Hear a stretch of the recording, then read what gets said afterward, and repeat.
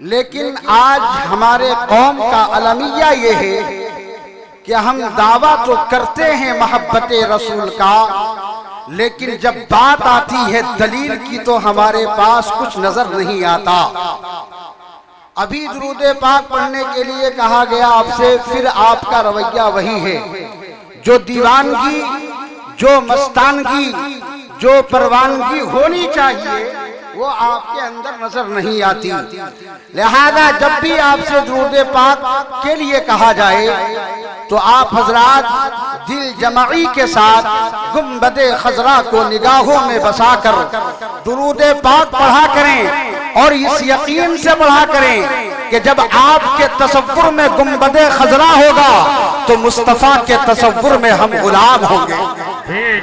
پھر بریلی کا تاجدار پکار کے کہے گا ہم یہاں سے پکاریں، وہاں وہ سنیں مصطفیٰ کی سماعت پہ لاکھ سلام۔ ماشاءاللہ بے شک۔ ایک مرتبہ درود پاک پڑھنے، اللہ رب محمد صلی اللہ علیہ وسلم، نحن عباد محمد صلی اللہ علیہ وسلم، وعلا ذوبہ وآلہ ابد الدہور وکرما۔ کسی کہنے والے نے کہا تھا مفلس مزے میں ہے نہ تونگر مزے میں ہے، مفلس مزے میں ہے نہ تونگر مزے میں ہے، سچ یہ ہے مصطفیٰ کا قلندر مزے میں ہے۔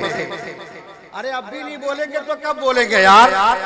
ایک مرد قلندر کی بارگاہ میں آپ حاضر ہیں، اور ایک قلندر کے عرس کے قل کی تقریب میں آپ حاضر ہیں، اب تو آپ کو بولنا ہوگا۔ کہنے والے نے کہا تھا مفلس مزے میں ہے نہ تونگر مزے میں ہے، سچ یہ ہے مصطفیٰ کا قلندر مزے میں ہے، اور پھرتا ہے مارا مارا عدو نبی مگر، پھرتا ہے مارا مارا عدو نبی مگر، دیوانہ مصطفیٰ کا برابر مزے میں ہے، دیوانہ مصطفیٰ کا برابر مزے میں ہے، اور کرتا ہے روز گنبد خضرا کا وہ طواف، کرتا ہے روز گنبد خضرا کا وہ طواف، دربار مصطفیٰ کا کبوتر مزے میں ہے، دربار مصطفیٰ کا کبوتر مزے میں ہے۔ عزیزان ملت اسلامیہ، ہر دور میں، ہر زمانے میں رب کعبہ نے اپنے بندوں کی رشد و ہدایت کے لیے کبھی ضرورت پڑی تو انبیاء کا انتخاب فرمایا، کبھی رسولان عظام کا انتخاب فرمایا، ضرورت پڑتی رہی مصطفیٰ جان رحمت صلی اللہ علیہ وآلہ وسلم کی آمد سے پہلے تقریباً رب کعبہ نے 1,24,000 کم و بیش انبیاء و رسل کا انتخاب فرمایا۔ کس کے لیے انتخاب فرمایا؟ اپنے بندوں کی رشد و ہدایت کے لیے انتخاب فرمایا۔ اور جب سوال پیدا ہوتا ہے مصطفیٰ جان رحمت صلی اللہ علیہ وآلہ وسلم کی آمد کا، تو مسجد اقصی میں تمام نبیوں کو مصطفیٰ جان رحمت کے پیچھے کھڑا کر کے رب کعبہ نے یہ بتا دیا کہ حضرت آدم آئے تھے، کسی قوم کے لیے نبی بن کر کے آئے تھے، ایک زمانے کے لیے نبی بن کر کے آئے تھے، حضرت شیس آئے تھے، کسی قوم کسی زمانے کے لیے نبی بن کر کے آئے تھے، بہت سے انبیاء کرام کچھ ملکوں کے لیے نبی بن کر کے آئے، لیکن اے لوگوں جب پروردگار عالم نے اپنے حبیب کو دنیا میں مبعوث فرمایا تو اعلان فرما دیا کہ اے لوگوں میرا محبوب کسی زمانے کے لیے نبی بن کر کے نہیں آیا ہے، کسی قوم کے لیے نبی بن کر کے نہیں آیا ہے، کسی ملک کے لیے نبی بن کر کے نہیں آیا ہے، کسی خطے کسی کونے کسی گوشے کے لیے نبی بن کر کے نہیں آیا ہے، بلکہ مصطفیٰ جان رحمت کی آمد کا تذکرہ ہوتا ہے تو رب کا اعلان ہوتا ہے وَمَا أَرْسَلْنَاكَ إِلَّا رَحْمَةً لِّلْعَالَمِينَ۔ پکارنے والا پکار کے کہتا ہے وہ ہر عالم کی رحمت ہے، کسی عالم میں رہ جاتے یہ ان کی مہربانی ہے کہ یہ عالم نعرہ تکبیر، نعرہ رسالت، علماء اہل سنت، قاری مخدوم اشرف صاحب قبلہ، اور سے مقدس عزیزان ملت اسلامیہ، مصطفیٰ جان رحمت صلی اللہ علیہ وآلہ وسلم نے 23 سال کی قلیل 23 سال کی قلیل مدت میں پروردگار عالم کے احکام و پیغام کو دنیا کے خطے خطے میں پہنچایا، اور ان کے غلام جسے دنیا حضرت عمر کہتی ہے، جب عمر کی تاریخ کو غیروں نے پڑھا تو اپنوں نے نہیں غیروں نے کہا کہ اگر محمد عربی کا ایک غلام عمر جیسا اور ہوتا تو ساری دنیا میں اسلام نظر آتا۔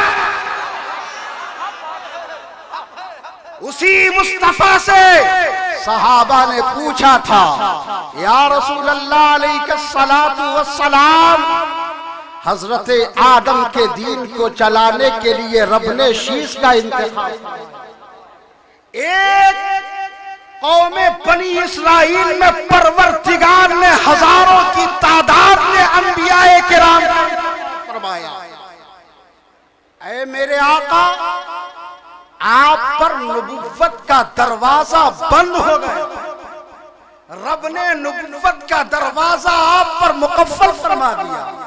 یا رسول اللہ علیہ الصلاۃ والسلام، آپ کے بعد آپ کے دین کی تبلیغ کون کرے گا؟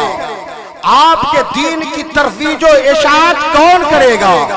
میرے مصطفیٰ نے بارہا ارشاد فرمایا تھا کہ میرے بعد ہمارے امت کے علماء اور پروردگار عالم ایسے ایسے صلحاء، ایسے ایسے فضلاء کا انتخاب فرمائے گا جو بظاہر ہمارے غلام ہوں گے اور ہمارے دین کی تبلیغ و ترویج و اشاعت کرتے ہوئے نظر آئیں گے۔ وہ نبی بن کر کے نہیں آئیں گے لیکن وارث انبیاء بن کر کے دنیا میں۔ آپ نے دیکھا تاریخ شاہد و عادل ہے، ایک کے بعد دیگرے ہر دور میں پروردگار عالم نے دین مصطفیٰ صلی اللہ علیہ وسلم کی تبلیغ اور ترویج و اشاعت کے لیے اپنے مخصوص بندوں کو منتخب فرماتا رہا۔ آج ہم اور آپ حضرت حافظ الحاج حاتم علی شاہ علیہ الرحمہ کے عرس کی تقریب میں حاضر ہیں۔ عزیزان ملت اسلامیہ، یہ اللہ والے ہیں کون؟ انہیں اللہ والا کیوں کہا جاتا ہے؟ اللہ والا کہا کیوں جاتا ہے؟ حضرت حضور احمد منظری ہوں، کسی بزرگ کے دربار میں جائیں، چاہے دلہر کے آپ بزرگوں کی تاریخ اٹھا کر کے دیکھیں، حضرت حاجی حاتم علی شاہ ہوں، حضرت مولانا لیاقت میاں ہوں، آپ دیکھیں مٹھو شاہ میاں ہوں، حضرت سیدنا قطب دلہر شمس الدین میاں ہوں، حضرت بھولن شاہ دادا میاں ہوں، بریلی کی دھرتی پر آپ نکل کر کے پہنچے، آپ دیکھیں سرکار تاج الشریعہ کی ذات ہو، سرکار مفتی اعظم عالم اسلام کی ذات ہو، اور آگے بڑھیے آپ دیکھیے مجدد اعظم سرکار کو دنیا اللہ والا کہہ رہی ہے، حضرت برکت اللہ شاہ کو دنیا اللہ والا کہہ رہی ہے، حضرت عبد الواحد بن کرامی کو دنیا اللہ والا کہہ رہی ہے، حضرت سیدنا محمد صاحب الدعوت الصغریٰ فاتح بالکرام کو دنیا اللہ والا کہہ رہی ہے، حضرت سیدنا وارث پاک کو دنیا اللہ والا کہہ رہی ہے، کہ چھوچھا کے مخدوم کو تاریخ السلطنت کو دنیا اللہ والا کہہ رہی ہے، حضرت سیدنا صابر کلیر کو دنیا اللہ والا کہہ رہی ہے، معین الدین کو دنیا اللہ والا کہہ رہی ہے، فخر الدین کو دنیا اللہ والا کہہ رہی ہے، قطب الدین کو دنیا اللہ والا کہہ رہی ہے، نظام الدین کو دنیا اللہ والا کہہ رہی ہے، ارے محی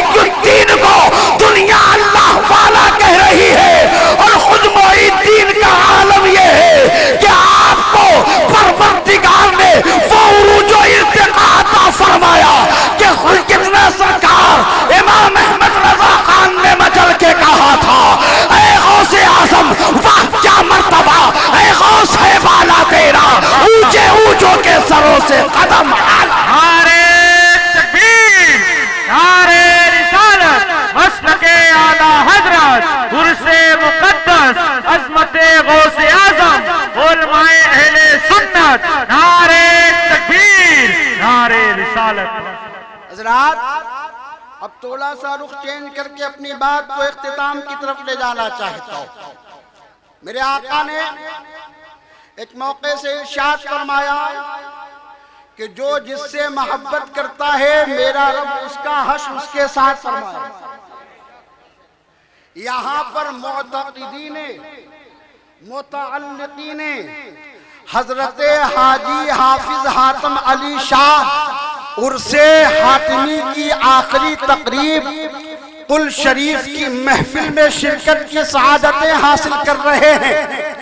حاتم علی کو یہ مقام و مرتبہ ملتا ہے شمس الدین کی محبت میں، بولو سبحان اللہ، اور شمس الدین کو یہ مقام و مرتبہ ملتا ہے غوث اعظم کی محبت میں، اور غوث اعظم کو یہ مقام و مرتبہ ملتا ہے مدینے کے تاجدار کی محبت میں۔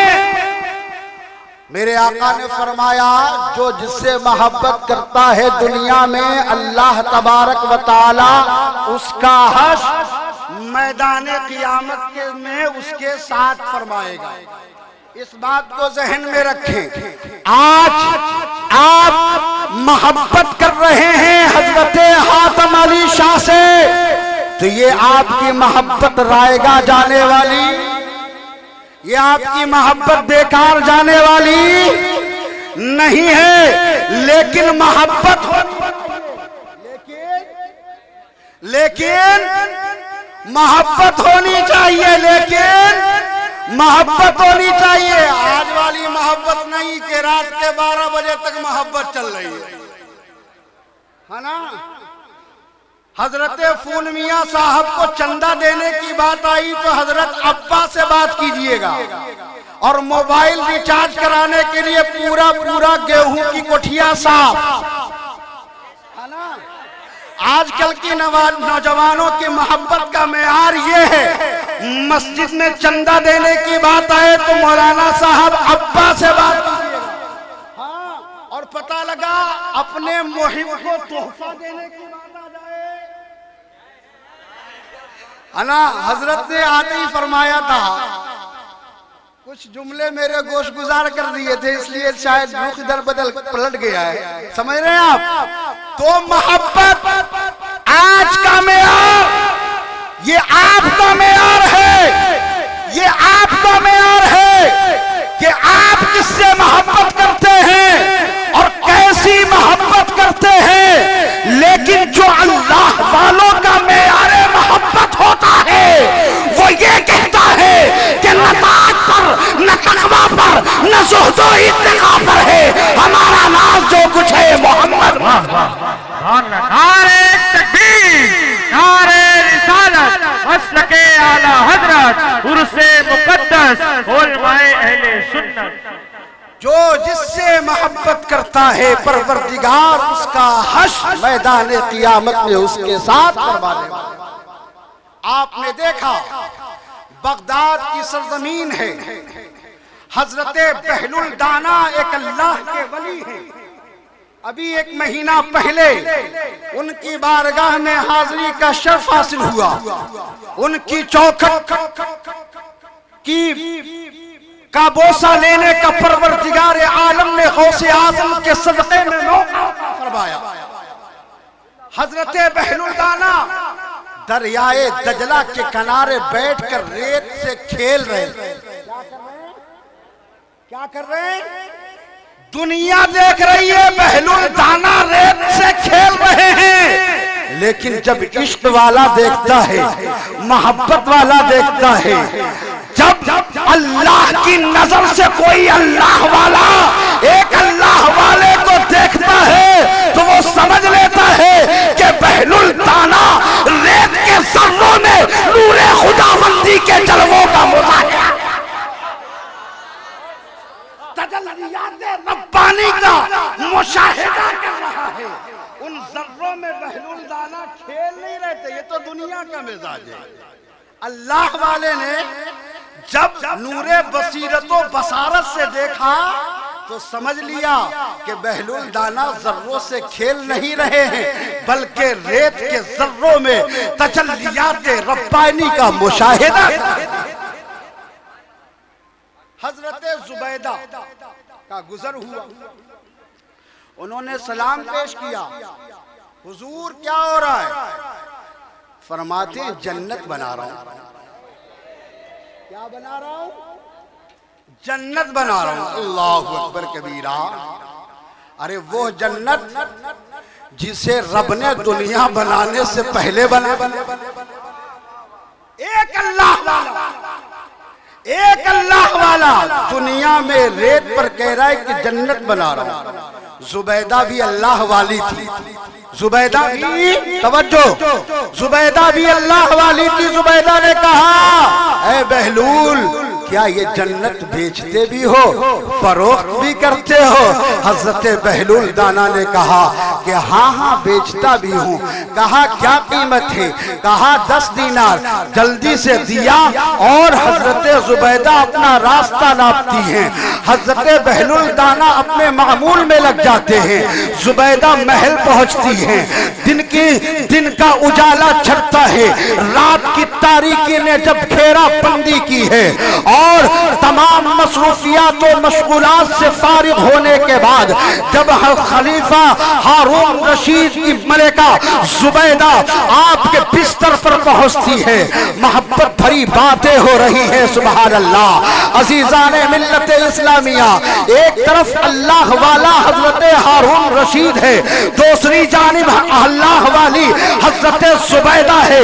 اور سنو میرے آقا فرماتے ہیں اے لوگو، رات کی تاریکی میں بستر پر لیٹ کر کے اپنی بیوی سے محبت بھری باتیں کرنا، عشق بھری باتیں کرنا، پیار بھری باتیں کرنا اللہ کی نظر میں اتنا محبوب ہے، اتنا مقبول ہے کہ کوئی عابد، کوئی زاہد رات بھر نفل عبادت کرتا رہے اور ایک عالم دین اپنی بیوی سے محبت بھری باتیں کرتا رہے تو عابد رات بھر کی عبادت کر کے بھی اس عالم کی برابری نہیں کرتا۔ سبحان اللہ۔ عزیزان ملت اسلامیہ، حضرت زبیدہ نے کہا آج بہت اچھا معاملہ پیش آیا میرے ساتھ۔ کہا کیا ہوا؟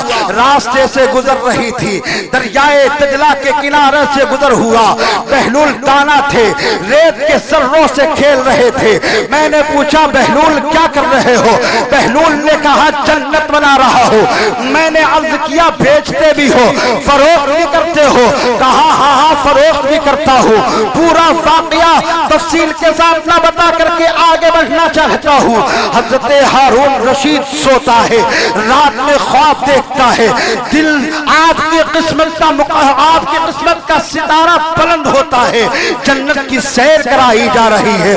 حضرت ہارون رشید سیر کرتے ہوئے ایک ایسے محل کے پاس پہنچتے ہیں جس کے دروازے پر آپ کی ملکہ کا نام لکھا ہوتا ہے۔